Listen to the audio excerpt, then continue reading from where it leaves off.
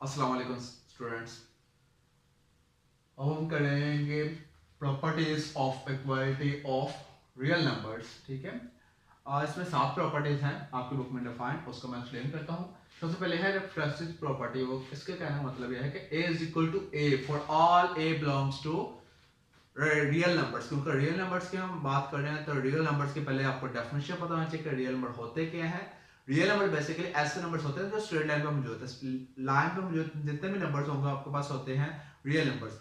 Real numbers basically एक और बात याद रखना, आप सिंपल वर्ड में अगर वो पूछे रियल नंबर होता है कि आपने सिंपल बताया ना कि हमारे पास रियल लाइन में एक ये डेफिनेशन है, दूसरी ये बता सकते हैं आप कि रैशनल नंबर और इरैशनल नंबर को जब यूनियन करें उसके उनके यूनियन करने से जो सेट हमारे पास आता है वो कौन सा नंबर सेट होता है, हमारे पास रियल नंबर्स का सेट होता है। ठीक है, फर्स्ट प्रॉपर्टी इसमें क्या है, reflexive property. a is equal to a for all a belongs to real numbers. ये बिलोंग का ध्यान होता है कि इससे बिलोंग कर रहा है, इस सेट से।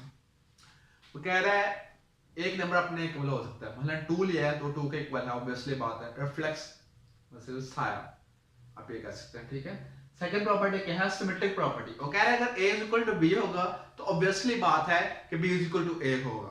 ठीक है, कोई से दो नंबर्स लिए कह रहे हैं आपस में इक्वल है तो उसका मतलब उसके साइड चेंज करने से कोई फर्क नहीं पड़ेगा। a is equal to b लिख दिया, b is equal to a लिख दिया, वो एक ही बात है। तो उन्होंने कहा है ये प्रॉपर्टी सेटिस्फाई करेगी for all a b belongs to real number. पहले कंडीशन क्या है, अगर a is equal to b हो तो b इज इक्वल टू क्या होगा, a, ऑब्वियसली बात है। ठीक है, थर्ड प्रॉपर्टी क्या है, ट्रांजिटिव प्रॉपर्टी। ट्रांजिटिव प्रॉपर्टी का मतलब क्या है, वो कह रहे हैं a is equal to b है जबकि b is equal to c है।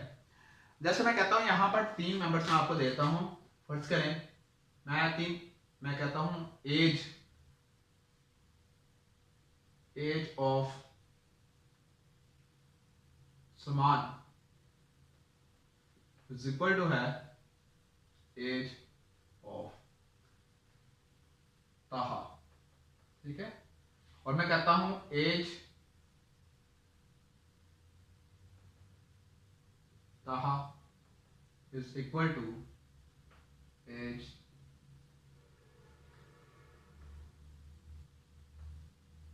तलहा। मैंने कहा है कि सलमान की एज क्या है, ताहा की एज के इक्वल है, और ताहा की एज किसके इक्वल है, तलहा के इक्वल। तो इसकी मदद से मैं ये कह सकता हूं कि सलमान की एज इसके इक्वल है, मसलन ये भी दोनों एज में क्या है, सेम है। इसी तरह उन्होंने ट्रांजिटिव प्रॉपर्टी बताई है, कह रहे हैं a is equal to b है जबकि b is equal to c है, तो ऑब्वियसली बात है कि a is equal to c भी होगा क्योंकि a is equal to b भी था और b इज इक्वल टू कह रहा है c है। तो इसके इन दोनों के मदद से हम ये कह सकते हैं कि a इज इक्वल टू क्या है, c है for all a b c belongs to real numbers. ठीक है,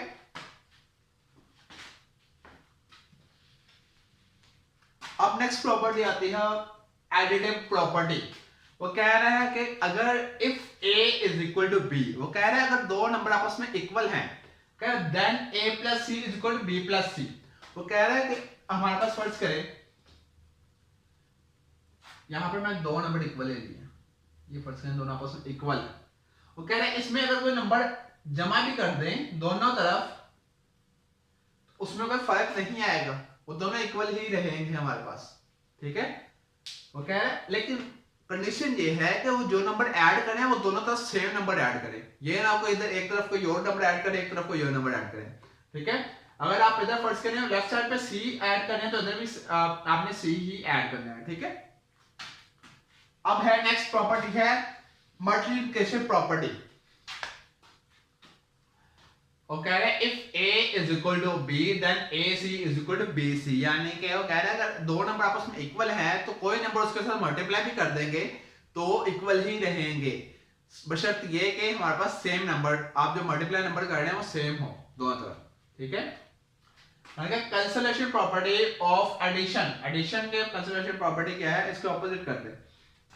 एडिटिव प्रॉपर्टी इसके ऑपोजिट ये है, इफ वो कह रहे हैं a plus c is equal to b plus c हो, जब कैंसिलेशन प्रॉपर्टी इसको अप्लाई होगी तो a is equal to b आ जाएगा, ये c और c क्या हो जाएंगे, आपस में कैंसिल हो जाएंगे। ठीक है, for all a b c belongs to real numbers. For multiplication if a b a c is equal to b c, जब इस कंडीशन पर हम ना मल्टीप्लिकेशन प्रॉपर्टी अप्लाई करेंगे, cancellation property for multiplication apply करेंगे तो c से क्या हो जाएगा, कैंसिल हो जाएगा। तो फिर हमारे पास क्या आ जाएगा, a इक्वल टू b आ जाएगा for all a b c belongs to real number. ये तो हमने कर ली प्रॉपर्टीज। अब हमने क्वेश्चन नंबर एक्सरसाइज 1.2 पर आते हैं। उसमें क्वेश्चन नंबर 2 में यही बताया पूछा गया हुआ है, उनका आइडेंटिफाई करो, identify the properties of equalities of real numbers used. वो कह रहे हैं इसमें आपने आइडेंटिफाई करना है कि इन सारे क्वेश्चंस में कौन कौन सी प्रॉपर्टीज यूज हुई हैं रियल नंबर्स। ठीक है, सबसे पहले हम कंडीशन पे आते हैं। सबसे पहले क्या कंडीशन दी हुई है, माना दिया हुआ a इज इक्वल टू 5, उन्होंने इसमें 2 ऐड किया, 5 में प्लस 2 किया, तो a प्लस 2 किसके इक्वल आ गया, हमारे पास 7 के इक्वल। ठीक है, देखो वो कह रहा है a is equal to b, ये फर्स्ट करें ये हमारे पास क्या है b है। ठीक है, वो कह रहा है दो नंबर आपस में इक्वल हैं, उनमें कोई तीसरा नंबर ऐड कर दे दोनों तरफ, तो उसमें कोई चेंजिंग नहीं है कि हमने सेम नंबर ऐड किया दोनों तरफ तो फिर भी दोनों इक्वल रहे। तो हमारे पास कौन सी प्रॉपर्टी अप्लाई हुई है, इससे हम देख लेते हैं यहाँ पर कौन सी प्रॉपर्टी अप्लाई हुई है, ये वाली। क्यों, उन्होंने कहा था अगर दो नंबर आपस में इक्वल हो, इनमें इन दोनों तरफ कोई एक नंबर हम ऐड कर दे तब भी वो इक्वल ही रहेंगे, उनमें कोई चेंजिंग नहीं आएगी। ये नहीं कह सकते कि वो एक बड़ा हो गया एक छोटा हो गया, दोनों इक्वल ही रहेंगे। तो यही हमने यहाँ पर प्रॉपर्टी अप्लाई की है। पहले a इक्वल टू b था, मतलब a इक्वल टू 5 था, तो हमने दोनों तरफ 2 ऐड कर दिया, तो तब भी वो दोनों आपस में क्या होंगे, इक्वल ही रहेंगे। ठीक है, तो हमारे पास कौन सी प्रॉपर्टी अप्लाई हुई है, एडिटिव प्रॉपर्टी। हमने तो लिख देना है कि यहाँ पर कौन सी प्रॉपर्टी अप्लाई हुई है, एडिटिव प्रॉपर्टी। ठीक है, सेकंड चेक करते हैं, यहां पर अगर 2a is equal to 2b हो तो implies that a is equal to b, यहां पर कैंसिलेशन प्रॉपर्टी अप्लाई हो गया, क्योंकि यहां पर 2 तो कैंसिल हो गया। अब हमें देखना है फॉर एडिशन अप्लाई हुआ है फॉर मल्टीप्लिकेशन, यहां पर ये दोनों आपस में मल्टीप्लाई हो रहे हैं, इसका मतलब कौन सी प्रॉपर्टी अप्लाई हुई है, कैंसिलेशन प्रॉपर्टी फॉर मल्टीप्लिकेशन। हमें ये तो पता चल गया क्योंकि ये कैंसिल हो गए, हमें आगे नजर नहीं आ रहा, इसका मतलब ये कैंसिल हो गए। तो कैंसिलेशन प्रॉपर्टी अप्लाई हुई है, कौन सी हुई है, under multiplication. Cancellation property for multiplication. ठीक है, नेक्स्ट मैंने कहा a इज इक्वल टू 2 जबकि 2 is equal to b implies that a is equal to b। तो कह रहे हैं a नंबर दूसरे के इक्वल है और दूसरा तीसरे के इक्वल है, तो इसकी वजह से हम ये कह सकते हैं जो फर्स्ट वाला नंबर हो तीसरे के इक्वल है, a is equal to b। तो ये कौन सी प्रॉपर्टी अप्लाई हुई है, मैंने अभी आपको बताया है, ट्रांजिटिव प्रॉपर्टी। ट्रांजिटिव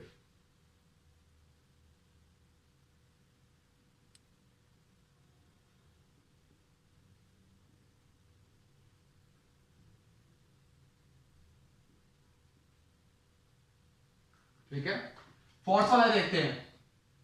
यहां पे वो कह रहा है x is equal to x plus 2 is equal to 3 plus 2 है, तो x इज इक्वल टू 3 होगा। कैसे, यहां पर भी कैंसिलेशन लॉ अप्लाई हुआ, क्योंकि यहां पर 2 से क्या हो गया, कैंसिल हो गया। ठीक है, कौन सा अप्लाई हुआ, कौन सी प्रॉपर्टी अप्लाई हुई है, लॉ की बात करो, प्रॉपर्टी कैंसिलेशन प्रॉपर्टी अप्लाई हुई है, लेकिन कौन सी अप्लाई हुई है, फॉर एडिशन। हम यहां पर लिख देंगे कैंसिलेशन प्रॉपर्टी फॉर एडिशन, क्योंकि यहां पर आपको साफ दिखाई दे रहा है कि 2 से क्या हो गया, कैंसिल हो गया, तभी x इज इक्वल टू 3 आया है हमारे पास। ठीक है, तो हमारे पास कैंसिलेशन प्रॉपर्टी तो अप्लाई हुई है। अब हमें देखना है कौन सी अप्लाई हुई है, तो अंडर एडिशन अप्लाई, क्योंकि यहां पर दो नंबर ऐड हो रहे हैं आपस में। 4 इज इक्वल टू 4, ये तो सिंपल है, फर्स्ट प्रॉपर्टी अप्लाई हुई है हमारे पास, और फिर ऐसी प्रॉपर्टी एक नंबर अपने इक्वल है, इससे हम बेसिकली रिफ्लेक्स का मतलब होता ही है हमारे पास साया। वो कह रहा है if b is equal to 2 implies that 2 is equal to b, symmetric property। if a is equal to b then b is equal to a। तो हमारे पास कौन सी प्रॉपर्टी यहां अप्लाई हुई है, सिमेट्रिक प्रॉपर्टी।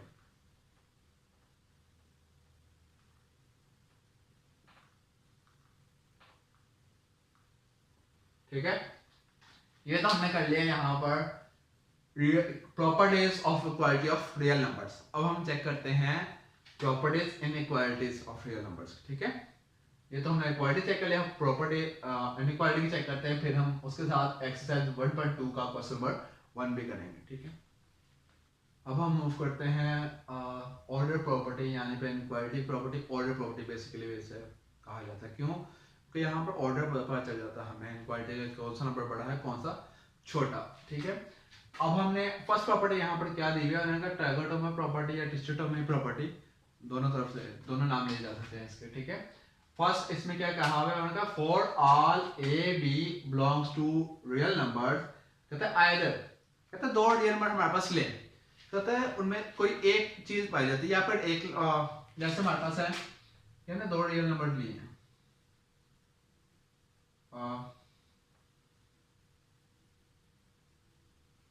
वो कह रहे दो रियल नंबर है, उनमें कोई एक रिलेशन पाया जाएगा, या फिर एक बड़ा होगा, फर्स्ट बड़ा होगा, या फिर सेकंड बड़ा होगा, या फिर दोनों इक्वल होंगे। यहाँ पर क्या है, सेकंड बड़ा है, यहाँ पर फर्स्ट बड़ा है, सॉरी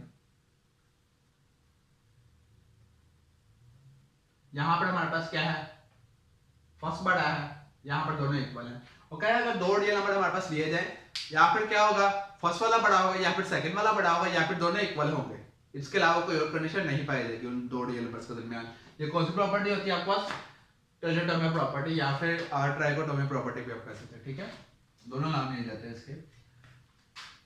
सेकंड है आपके पास ट्रांजिटिव प्रॉपर्टी। ट्रांजिटिव प्रॉपर्टी के मुताबिक सेम वही कंडीशन मैं आपको पहले जैसे इक्वालिटी में मैंने आपको कंडीशन बताई है, सेम वही यहाँ पर कंडीशन है।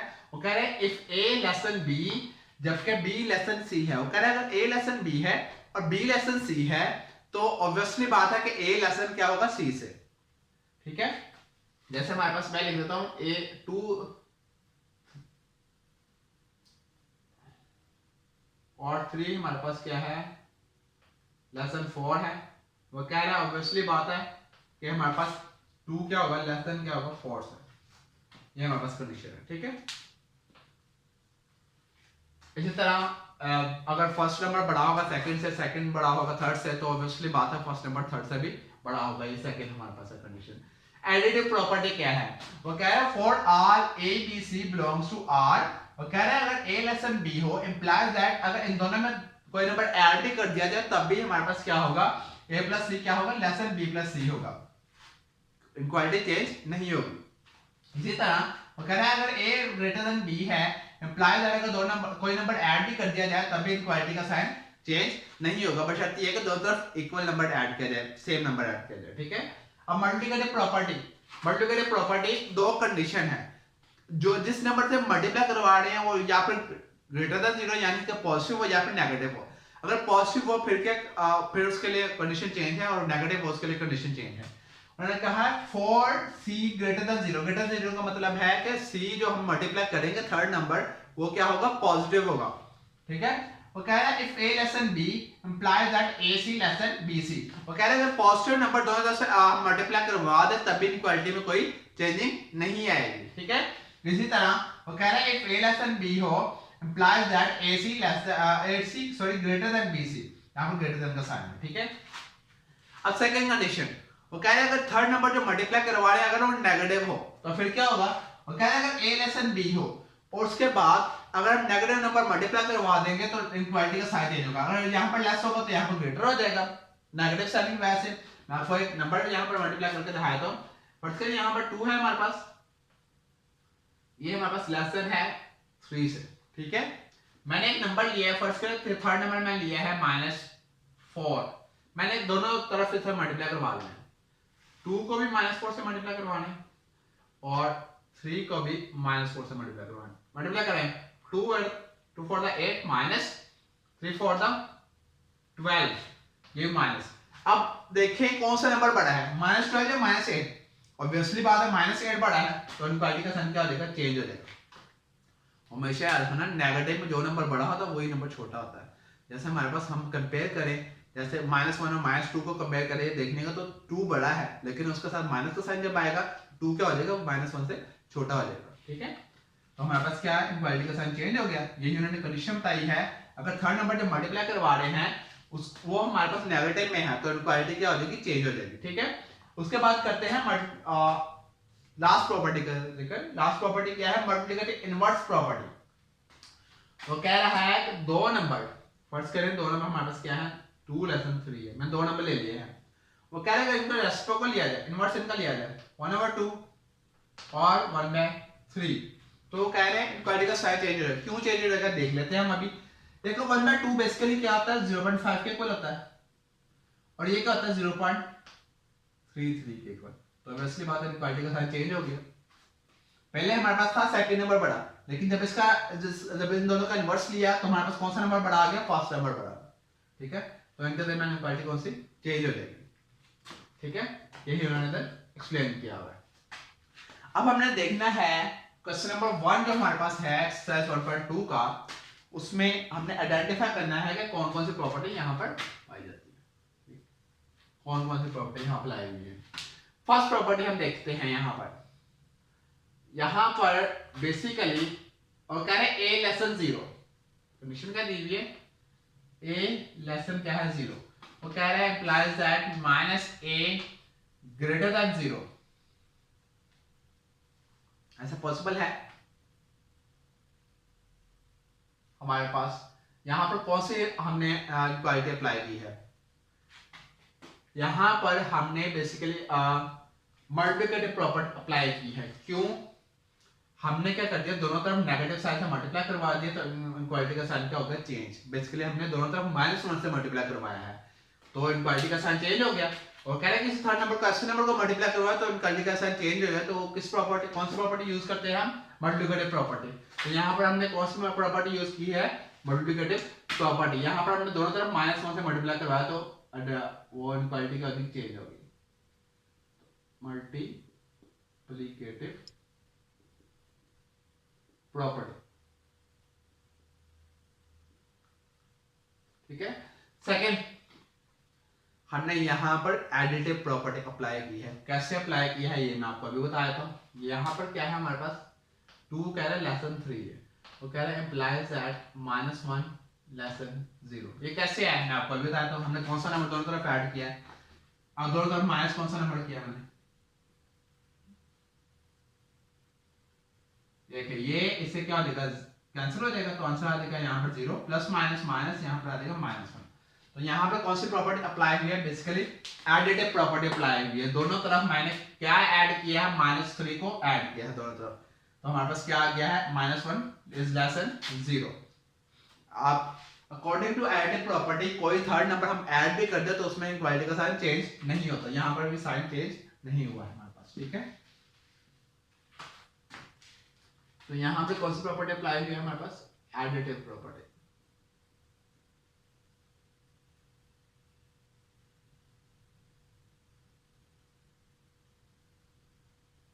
अब थर्ड की बात करते हैं हम। यहां पर आप देखते हैं कौन सी प्रॉपर्टी हमने अप्लाई की है, चेक करते हैं। -1 था, -4 मैंने ये लाना है, मैं क्या करूंगा दोनों तरफ 2 को ऐड कर देता हूं। कैसे मैं पता चला 2 ऐड हुआ है, क्योंकि ये देखें लेफ्ट साइड पे राइट हैंड साइड पे क्या था, यहाँ पर 1 था, यहाँ पर 3 बन गया। तो 1 में 2 ऐड करना है, 3 बना है, इसलिए मैं दोनों तरफ चेक करता हूँ क्या इक्वालिटी सेटिस्फाई कर रही, प्लस माइनस -2 3। इसका मतलब यहाँ पर भी कौन सी प्रॉपर्टी अप्लाई हुई है, एडिटिव प्रॉपर्टी।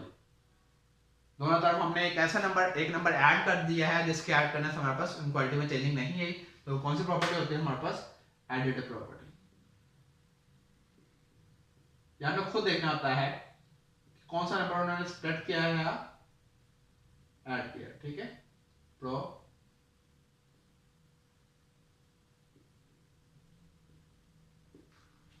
अब यहाँ पर देखकर करते हैं। यहाँ पर तो सिंपल इनवर्स लिया हुआ उस नंबर का और इक्वालिटी का साइन चेंज हो गया। तो यहाँ पे कौन सी प्रॉपर्टी अप्लाई हुई है, सामने दिखाई दे रहा है हमारे पास कि कौन सी है हमारे पास, multiplicative inverse property.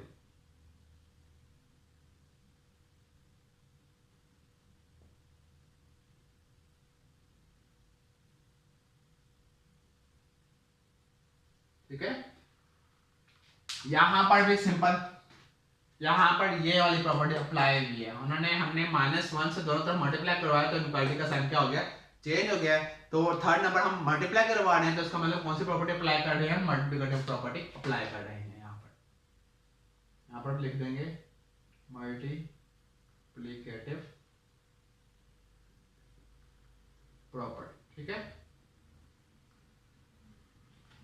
Last one है उसमें हम ट्रांजिटिव प्रॉपर्टी यूज कर रहे हैं। क्यों? वो क्या है, अगर एक नंबर दूसरे से छोटा है और दूसरा नंबर तीसरे से छोटा है तो हम क्या कह सकते हैं, फर्स्ट नंबर क्या है थर्ड से छोटा है। यहाँ पर कौन सी प्रॉपर्टी यूज होगी? ट्रांजिटिव।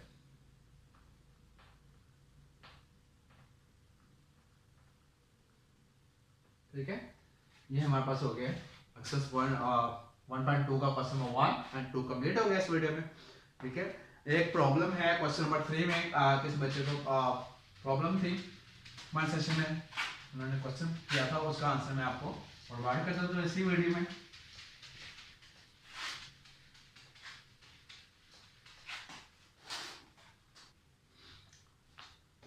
बेसिकली एक स्टूडेंट का क्वेश्चन था कि हमारे पास एक क्वेश्चन है, उन्होंने कहा क्वेश्चन नंबर 5 क्वेश्चन नंबर 3 का जो फिफ्थ पार्ट है वो उसे सॉल्व नहीं हो पाया, तो कहते को हमारे पास इसका सोल्यूशन मैं प्रोवाइड कर दूं, तो मैं वो आपको बताने लगा हूँ।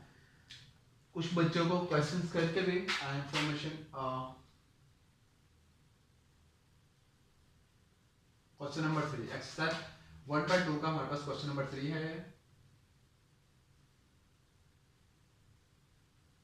इसी का फिफ्थ पार्ट। एक्सरसाइज हमारे पास 1.2 फिफ्थ पार्ट बेसिकली क्या है, p q r divided by p का square q r cube p q r. ठीक है, अब कुछ बच्चों का प्रॉब्लम ये आ रही है कि उन्हें ये नहीं पता चल रहा कि हम पावर्स को ऐड या सब्ट्रैक्ट कैसे करें सेम बेसिस वाले को। सबसे पहला स्टेप आपको सिखाया दूं क्या किसमें करना है, कैसे आपने करना है। इसमें सबसे पहले यहाँ पर क्वेश्चन का दिया हुआ है p q r divided by p का स्क्वायर आर और क्यू और आर का क्यूब। ठीक है, सबसे पहले आपने इसे पावर फॉर्म में लिखना है। आपको पता है स्क्वायर रूट की पावर, स्क्वायर रूट को जब पावर फॉर्म में लिखेंगे उसकी पावर क्या आ जाती है उस नंबर की 1/2 डिवाइडेड बाय पी का स्क्वायर क्यू और आर का क्यूब। अब ये होल की पावर है, इसका मतलब सबके ऊपर अलग अलग पावर ले सकते हैं हम, क्योंकि अलग अलग पावर भी ले लें, ये इकट्ठे लिख लें, सेम होता है, इक्वल होता है एक दूसरे के। होल की पावर का मतलब ये होता है कि सबके ऊपर पावर मौजूद है, पी का स्क्वायर क्यू और आर का क्यूब। ये तो मैंने अलग अलग कर लिया। अब यहां तो हमने सॉल्व कर लिया। इसके बाद मेन स्टेप क्या है, सबसे पहले हमने देखना है सेम बेसिस कौन कौन सी हैं। ठीक है, सेम बेसिस कौन सी है, एक पी और पी।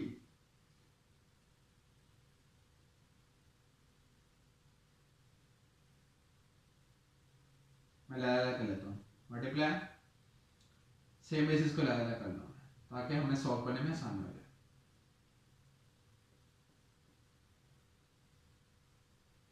ठीक है, सिंपल मल्टीप्लाई हो रहा है, लास्ट में मल्टीप्लाई कर देंगे, कोई लिख देंगे, कोई प्रॉब्लम नहीं है। ठीक है, अब आपने सबसे पहला स्टेप मैं आपको बता दूं क्या करना है। आपने ये देखना है कि सेम बेसिस हैं, उनको लगा लगा कर लिया। फिर आप देखिए सेम बेसिस आपने डिवाइड हो रही है मल्टीप्लाई हो रही है।